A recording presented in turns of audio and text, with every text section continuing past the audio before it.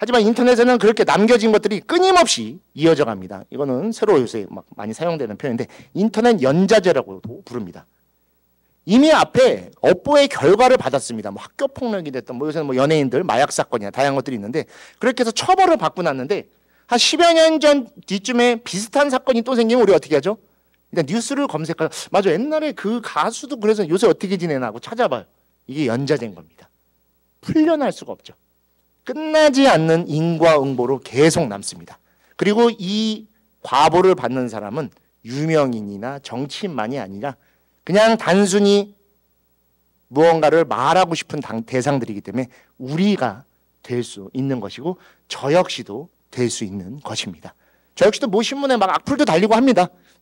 아무래도 스님이라고 하는 위치가 있고 또 해인사라고 하는 한국을 대표하는 사찰이 있다 보니까 여러 그렇게 포장된 형태로 많이 바라보는 경우도 있어요. 그걸 우리는 관념이라고 하죠. 고정관념이라고 해서 해인사, 이런 스님, 수행하는 스님. 근데 저는 교화를 주로 하는 학자다 보니까 그런 부분도 다르고 또 동국대학교에 있다 보니까 그에 따른 의무나 다양한 것들이 따라오지만 또 그에 따른 책임도 가게 되는 것이죠. 여기 계신 누구라도 그 대상이 될 수 있는 게 바로 인터넷 세상의 모습이고 그것은 잊혀지지 않고 영원히 남겨지게 되는 것이죠.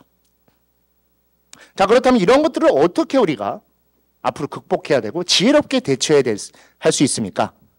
불교의 탄생은 아까도 말씀드렸듯이 업에 대항하기 위해 만들어진 것입니다. 인터넷 까르마도 표현이 까르마지만 인터넷 업이죠. 업에 대항할 수 있는 것은 법의 힘에 들어 있습니다. 그리고 그 법이라는 것은 부처님께서 말씀하신 그 가르침 안에 들어있는 것이죠. 그래서 마지막 테마로 제가 말씀드리는 것은 법에 의지한 인터넷 까르마의 방지와 소멸입니다. 이미 만들어진 것들을 소멸시키는 건 굉장히 힘듭니다. 하지만 지금부터라도 방지할 수 있는 힘을 가질 수 있습니다.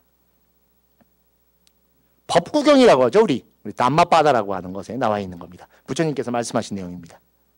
남의 잘못을 보지 말라. 남이 한 것이나 하지 않은 것을 보지 말라. 오직 자신이 한 것이나 하지 않은 것만을 바라보라. 자업자득이기 때문에 남 탓을 하거나 남에게 나의 처지를 씌우려고 해서는 안 됩니다. 내 주변에 일어나는 모든 일은 나를 기점으로 생겨나는 것이고 내가 한 것 그리고 내가 하지 않은 것에 의해서 만들어지는 것뿐입니다. 근데 우리는 잘 되면 다 내 거지만 아니면 일단 탓을 해야 돼.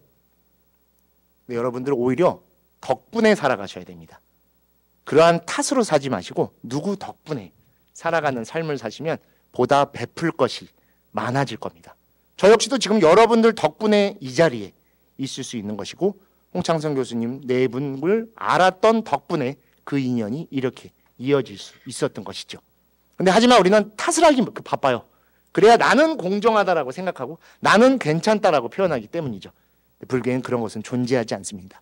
어떠한 일이 생겼을지언정 그 일이 생긴 이유는 내가 거기에 그렇게 인연되어 있었기 때문인 것이지요. 비슷한 내용입니다. 스스로 악을 행하면 자기에 의해서 자신이 더러워진다. 스스로 악을 행하지 않으면 자기에 의해 깨끗해진다. 깨끗함이나 더러움은 자기 자신에게 달렸다. 누구도 다른 사람을 깨끗하게 할 수 없다. 부처님조차도 이렇게 말씀하신 겁니다. 내가 청정해지고 내가 바르고 내가 떳떳하고 또는 나답게 살고 싶으면 내가 나로서 살아가기 위한 노력을 해야 됩니다. 누군가를 탓하고 누군가를 원망하고 누군가의 덕을 보려고 하면 안 됩니다. 그래서 제가 금수저 이야기하는 학생들도 끝까지 한번 다 찾아가 봤어요. 너가 금수저라며? 했더니 아닙니다. 제가 더 금수저입니다. 그리고 너가 더 금수저라며? 아니요. 저 학생이 더 금수저입니다. 무슨 학과 다 찾아가 봤더니 끝에는 없어요. 그냥 자신의 그 처지를 원망하기 위해 뭔가가 필요하니까 더 높은 무언가를 설정하는 것뿐이에요. 그냥 우리는 우리로 살아가는 겁니다.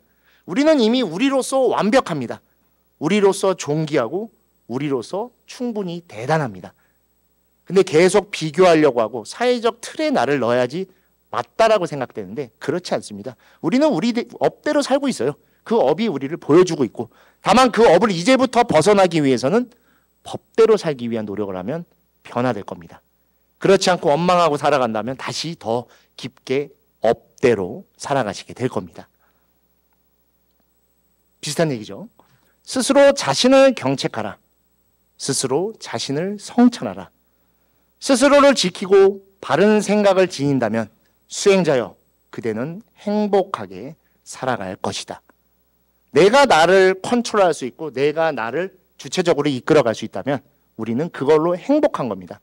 요새는 행복의 기준이 애매해요. 제가 아까도 잠깐 수업 듣다가 좀 찾아봤는데 은퇴 얘기를 하셔서 대한민국에 은퇴하려면 어떻게 해야 되지? 라고 했더니 대한민국에서 은퇴하려면 대략 현찰로 5억이 있어야 된다고 합니다.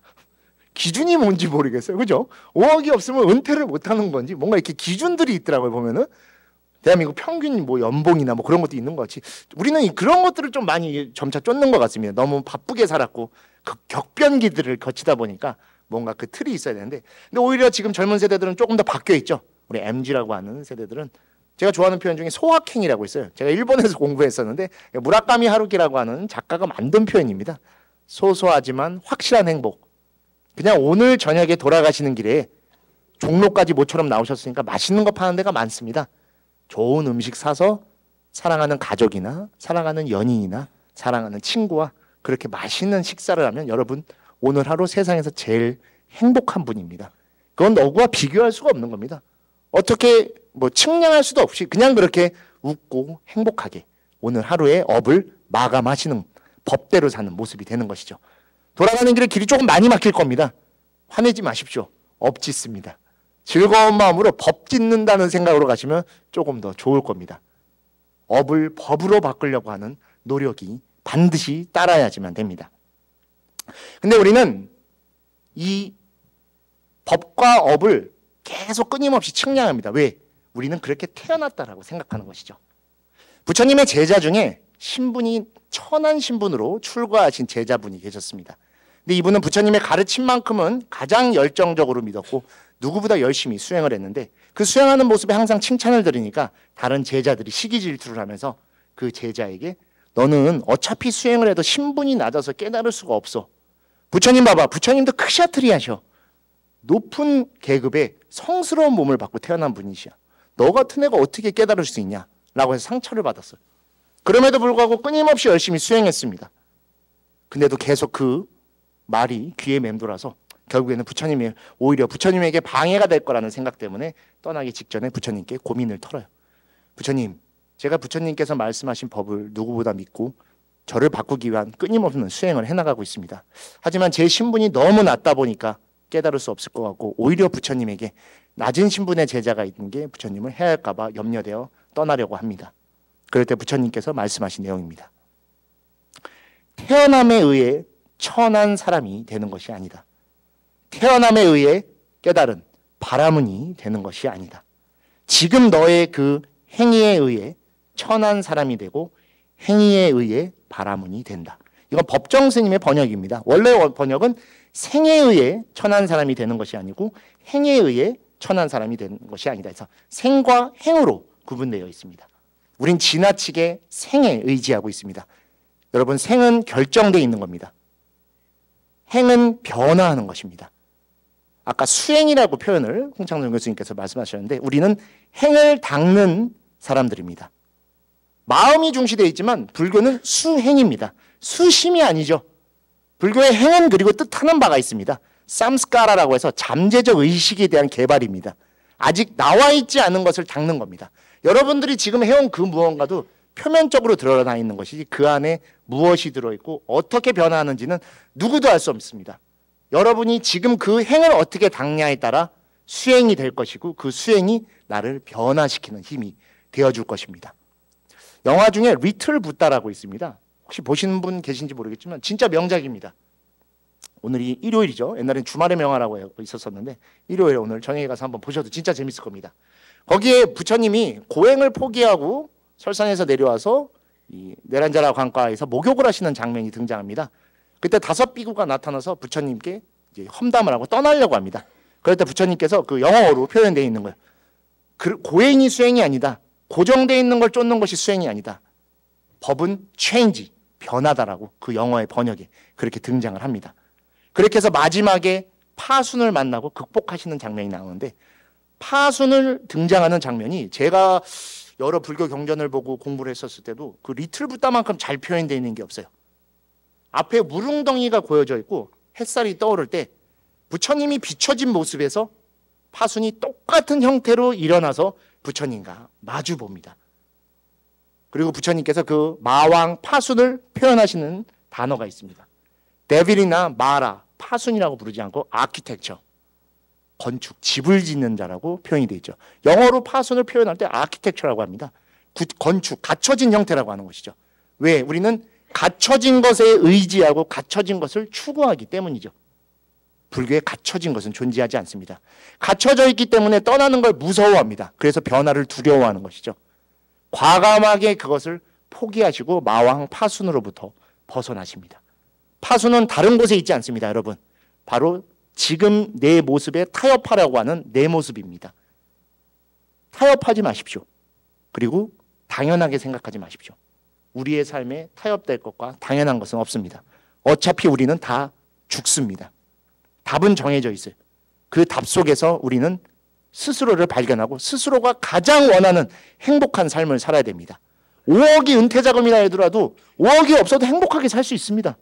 난 5억이 없는데 근데 어떻게 행복하게 사는데 전 진짜 고민됩니다 하면 저한테 오십시오. 불교에는 은퇴 출가라는 것도 있습니다. 너무 좋아요. 수행만 잘해도 많은 보시로서 공양도 주시고 오늘 저같이 삐까뻔쩍한 고무신도 신으실 수 있고 적어도 좀 더 여유롭게 자신을 발견할 수 있는 시간을 즐길 수 있습니다. 수행자가 된다는 건 시간을 즐길 수 있는 사람입니다. 요새 가장 부자는 시간을 가진 사람이죠. 설사 돈이 엄청 많다 하더라도 돈 쓸 시간이 없으면 돈 없는 겁니다, 여러분. 시간 있는 것만큼 여유로운 게 없죠. 그래서 템플스테이의 테마가 힐링이죠. 시간을 보내러 오는 겁니다. 여러분, 지금 가장 아름다운 시간을 보낼 시기입니다. 모든 것이 다 아름답고 하늘이 높고 울긋불긋한 단풍들이 우리를 맞이하고 있습니다. 어떠한 고정된 것 속에도 자신을 갖추지 마십시오. 설사 그게 깨달음이야 할지언정 고정되어 있는 깨달음이라고 하면은 그거는 사라지고 말 것입니다. 이게 깨달음입니다. 그러면 전 이걸 잊어버리면 깨달음을 잊어버린 겁니다. 누가 가져가면 제 깨달음을 뺏긴 겁니다. 깨달음은 그렇게 존재하는 게 아니라 그냥 우리 곁에 인과로서 그렇게 있는 것입니다. 해인사는 8만 대장경이 있습니다. 8만 대장경, 8만 4천의 가르침을 말하는 것이고 경전이 8만 4천 개가 있는 이유는 사람들이 갖고 있는 모습이 8만 4천 개이기 때문에 각자에 맞는 어떠한 경전을 찾아서 그러한 법에 입각해 살아봐라 라는 뜻으로 다양한 법문을 말한 것이죠. 자, 그래도 8만 대장경을 하나로 정리할 수 있지 않습니까? 그래서 마음심으로 정리한다 다양하게 돼 있는데 실제로 해인사에 오시면 8만 대장경을 정리해 놓은 주련이 두 줄로 딱 붙어 있습니다. 오늘 그거를 마지막으로 보여드리고 이 강의를 정리하려고 합니다. 저는 원래 해인사 스님이 아닙니다. 여기서 굉장히 가까운 데에 있습니다. 남양주 봉선사 스님인데 해인사의 두 개의 글의 매력에 빠져서 못 벗어나고 살고 있어요. 저의 수행의 모토인 하심이라고 하는 지자 월자 스님의 글씨와 지금 여러분들께 보여드릴 법보존 주련 덕분에 20년째 해인사를 못 떠나고 지금도 그렇게 살고 있습니다. 바로 이 주련입니다.